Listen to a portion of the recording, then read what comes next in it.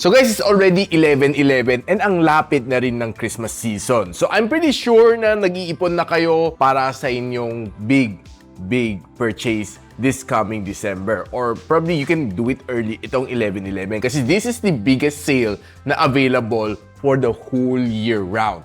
It's even bigger than 12/12. Now, I'm pretty sure na confused pa rin kayo kung anong phone bibilin mo sa mid-range na category. And I have here 5 phones na na-try ko and I would personally be able to vouch to you na okay, na pwede mo paggastusan ng iyong 13-month pay. Sana all. So kung gusto mo malaman ng aking top 5, don't go away after this quick intro.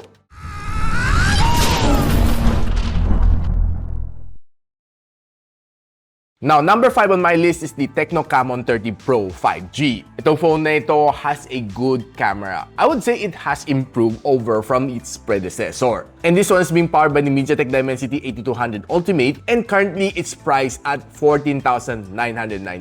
And probably it might go even lower sa 11/11 sale. So syempre ipunin mo yung mga vouchers, mga coupon, and sabay-sabay mo i-cash in, baka mapababa mo pa ng mga 14,000 pesos. So what's nice dito sa kanya is that it has a good camera system. Meron siya 50MP na main camera sensor together with a 50MP na ultra-wide lens. Then of course may 2MP din siya depth sensor para sa bokeh effect. And probably one thing na gusto ko rin sa kanya is yung kanyang front-facing camera is also 50MP, giving you that great na selfie experience on this phone. I was able to snap quite a few then using this camera. And mapapanood mo naman ang full review ko which I did a couple of months ago. I'll post it on the link on the description box below para makita ninyo ang full review natin. Now, one of the good experience ko naman dito sa kanya is okay, maganda ka na display. It also has a 144Hz of screen refresh rate. And best thing dito sa kanya is that kaya rin niya mag-gaming. Dimensity 8200 Ultimate can give you some really good gaming experience dito sa kanya. Kaya mo patakmoy ng Genshin Impact, Farlight 84, Call of Duty Mobile. Wala kang maging problema din sa phone na ito. And that's for me my number 5, ang Techno Camon 30 Pro 5G. Now, moving up to 4th spot is the Honor 200 Pro. This phone is priced at 29,999 and probably you might get it lower during the 11/11 sale. Itong phone na ito has gone out of stock for several times already dahil sobrang okay siya and ang dami naghahanap nito phone na ito. And yung favorite color ko dito by the way is the color green. Very powerful ang kanyang processor dahil meron siyang Snapdragon 8S Gen 3. It can give you a really great gaming experience sa phone na ito, playing all of the titles na gusto mo, Genshin Impact, Call of Duty Warzone, Farlight 84, Call of Duty Mobile. Wala kang maging problema dito sa phone na ito. Probably sa Call of Duty Warzone medyo mainis ka konti dahil hindi pa ganun ka-optimize, but the rest of the other titles, I think it's pretty much playable. But for the other titles na binanggit ko, I would say that you can get a good gaming experience out of this phone. Now, the highlight of this phone is definitely ang kanyang camera. Collaborated with Hardcore Studio, this phone has a 50MP na main camera sensor with OIS, 50MP na telephoto lens, and meron din siyang 12MP na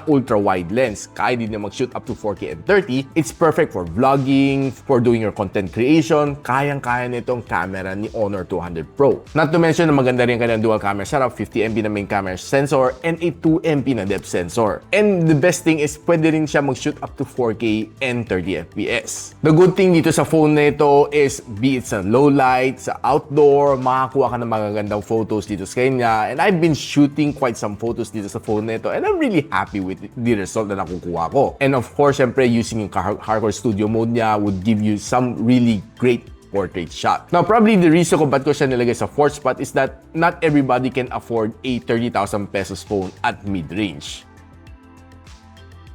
Now, moving up to the 3rd spot, we have the Nothing Phone 2A. This phone is priced at around mga 21,000 pesos pero nag-announce na si Digital Walker na this will be priced at 17,999 this 11/11, which for me, it's a steal. Bakit? Dahil this one has a MediaTek Dimensity 7200 Pro, it's quite powerful enough naman for its price point. One of the things na magustuhan mo dito sa kanya is definitely malinis ang Nothing OS and it will give you a vanilla feel na Android experience. Walang bloatware, very fast ang response ng yung phone, and very organized lalo kung ginamit mo yung kanyang black theme. Except probably malilito ka kung nasaan yung mga icons mo nakatago kasi lahat sila pare-parehong itim. One of the things na gusto ko sa kanya is maganda nga na AMOLED display and it will give you an iPhone-like feel na Android nga lang ang laman. You can play games like Farlight 84, Genshin Impact, and Call of Duty Mobile. Wala kang maging problema dito. Except that hindi mo lang kaya siguro isagad like a 8200 Ultimate. But nevertheless, ang magiging highlight mo dito is definitely ang kanyang camera. Dahil meron siya 50MP na main camera sensor together with a 50MP na ultra-wide lens. The best thing dito is that it can shoot up to 4K and 30, giving you a good vlogging experience dito sa phone na ito. Ang kanyang 32MP na front-facing shooter is also okay. It will be able to give you some natural shots din as well. And probably one of the things na sobrang gusto ko lang dito sa phone na ito is yung kanyang glyph interface, which for me, it's very useful, lalo na kung nakataob ang aking phone. And that's my number 3, Nothing Phone 2.8. Now, before we move on to the top 2 spots,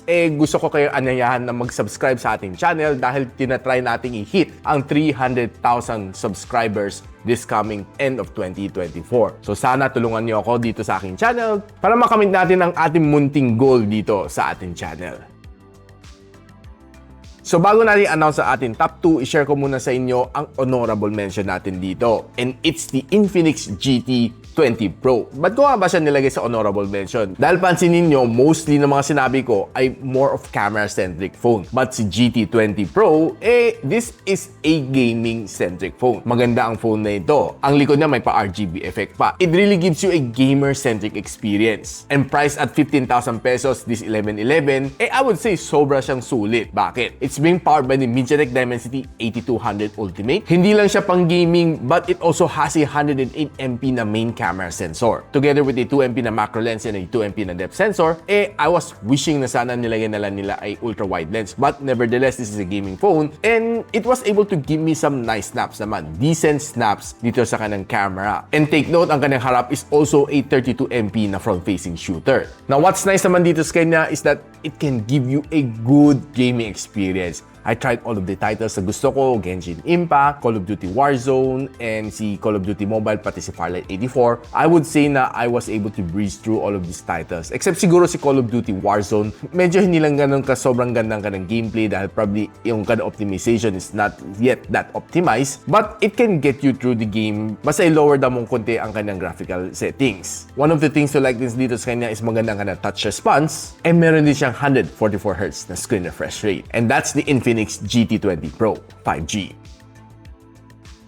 And the phone that wins my heart for the second spot is the Vivo V40 with Zeiss. This one is a 5G phone and it's being powered by the Qualcomm Snapdragon 7 Gen 3. Currently priced at 25,999, but this coming 11/11, dinrap ni Vivo ang kanyang presyo to roughly 23,500 pesos. And syempre, if you can use some other vouchers, you might even lower it down. So don't forget to check everything on the description box below para makita nung saan yung mga discounts or mga official links para iwas tayo ng scam this coming Christmas season. Now, one of the highlights dito sa phone na ito is definitely ang kanyang Zeiss optics. One of the things na magusto mo sa kanya is maganda kumuha ng picture ang phone na ito. It has a 50MP na main camera sensor with OIS and a 50MP na ultra-wide lens. Pati harap niya is also a 50MP and it can shoot up to 4K and 30, giving you a good experience while you're doing your vlog, your content creation. Kayang-kaya nito phone na ito. And taking photos on outdoor, indoor,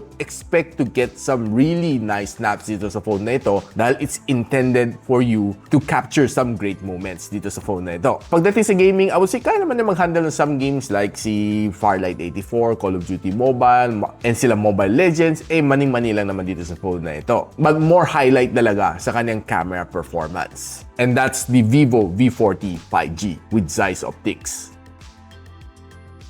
Now, taking my number 1 spot would definitely be the Poco F6 Pro. This phone is priced at 28,999 pero this coming 11/11, dinrap na nila to 24,999 which I'll be posting on the description box below. Gamitan nyo ng konting vouchers baka mapababa nyo pa siya. Now, powered by the Qualcomm Snapdragon 8 Gen 2, I would say that this is probably one of the cheapest and most budget-friendly na Qualcomm Snapdragon 8 Gen 2 available in the global market. Saka na natin pag-usapan ng mga China ROM phones on a separate video dahil may mas mababa pa dito pero China ROM nga lang siya. In this list, lahat nilagay ko muna ay officially global release and available locally ang mga phones na ito. One of the things na magusto mo dito sa phone na ito is that it gives you 3 major Android OS update and this phone would definitely perform pagdating sa gaming. I played all of the titles, Call of Duty Mobile, Call of Duty Warzone, Genshin Impact, kayang-kaya niya i-handle. Siguro, mas maganda lang ang performance ni Call of Duty Warzone dito as opposed nung nilalaro ko siya sa 8200 Ultimate and sa 8S Gen 3. That's for sure. And ang kanyang camera performance is also pretty good as well. It has a 50MP na main camera sensor with OIS, 8MP na ultra-wide lens, and a 2MP na macro lens. Kaya na mag-shoot up to 8K and 24 FPS. Probably the front-facing camera lang is medyo mas let down lang as compared sa mga ibang phones dahil this one can only shoot up to 1080p dahil it only has a 16MP na shooter.